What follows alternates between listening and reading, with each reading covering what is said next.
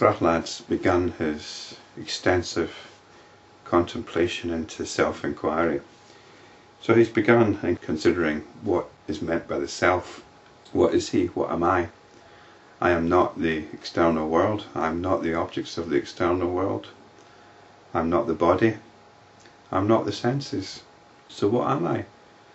All I can be is consciousness, which is somehow on the receiving end of all these things. He describes all these things as imaginary qualities, because as soon as we start thinking about them, we form notions of them, and notions are products of the mind, the imagination. Prahlada continued to contemplate, I am the all-pervading reality which is devoid of objectivity and therefore percepts and concepts. One wonders how he can say all-pervading reality,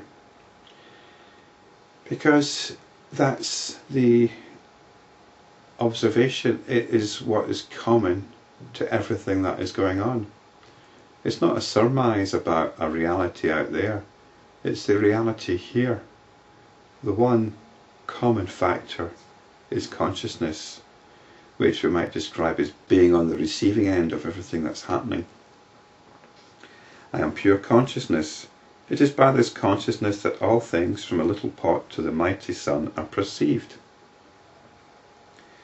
I now recollect the truth that I am the self which is omnipresent, in which there is no conceptualization. So again, omnipresent. Consciousness is the omnipresent factor. It's the factor that's always there, allowing any experience to happen. It is by that self that all the senses and their experiences are made possible, for it is the inner light. It is because of that inner light that these objects acquire their apparent substantiality. So that's it. We tend to always overlook awareness, don't we? We're always getting on with things. We're always directing our awareness to this or to that and getting on with things. It's rather like being in a car, driving along in a car, and you're focused on your destination. And you're not thinking about the car. You're thinking about where you're going. You take the car for granted. Okay, the analogy isn't very strong because cars break down and provide their own distractions. But let's assume you've got the perfect working car. You'd soon forget all about it because you're concerned in going places. And this is like our awareness. We're concerned with going places, with getting things done, with achieving things, obtaining things. And we forget the awareness which is like our vehicle. It's the context which allows everything to happen. It is thanks to that inner light of consciousness, which is utterly free from all modifications, that the sun is hot, the moon is cool, the mountain is heavy, and water is liquid. It is the cause of all the effects that manifest as this creation, but it itself is uncaused. It is on account of that inner light of consciousness that the characteristic nature of the diverse objects arises. And this is quite a subtle point, I think. We don't really experience objects. What we experience is their characteristics. So the sun is hot. What we actually experience when it comes to the sun is we experience heat, we experience light. That's what we experience. From that experience we form the notion of the sun. Same with the moon. The moon is cool and radiant. The mountain is heavy, water is liquid. Liquidity is what we experience in the water. These are the effects that manifest as this creation. So it's the characteristic nature of the diverse objects that we experience. Because it is formless and because it is the cause of all effects, this universe has arisen in it with all its diversity.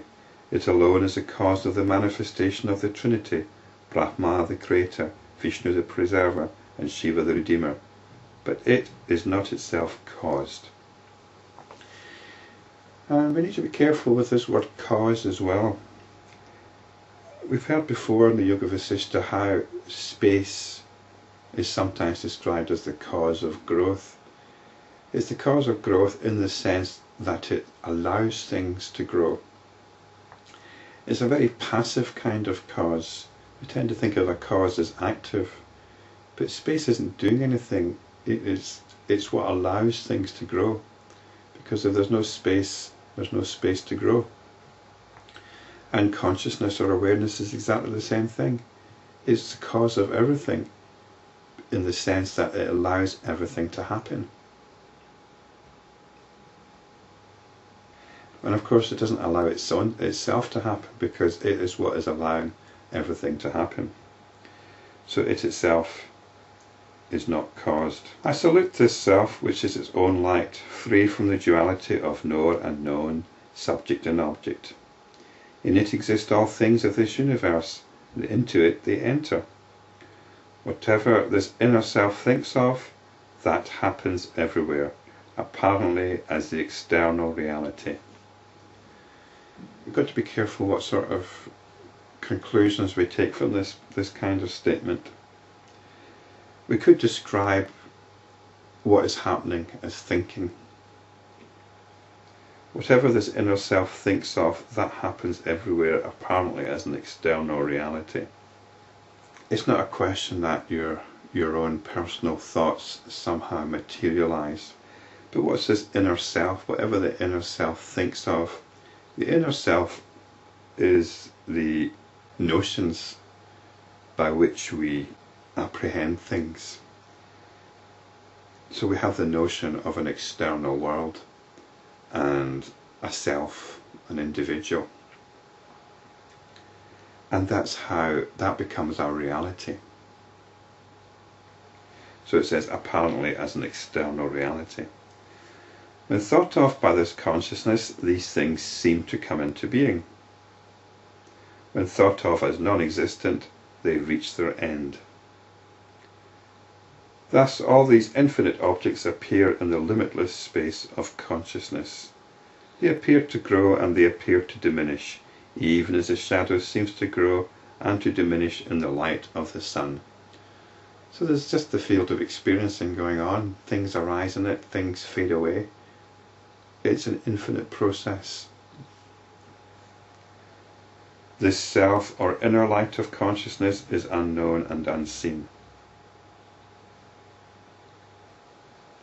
It is attained by those who have purified their heart, but by the holy ones it is seen in the supremely pure cosmic space dimension of consciousness. So it is attained by those who have purified their heart. And I've addressed this sort of statement before. Your heart is your inner self, it's your essence, and it is intrinsically pure. So all you need to do is turn your attention to your own essence, and your essence is awareness. So you turn your attention to your awareness.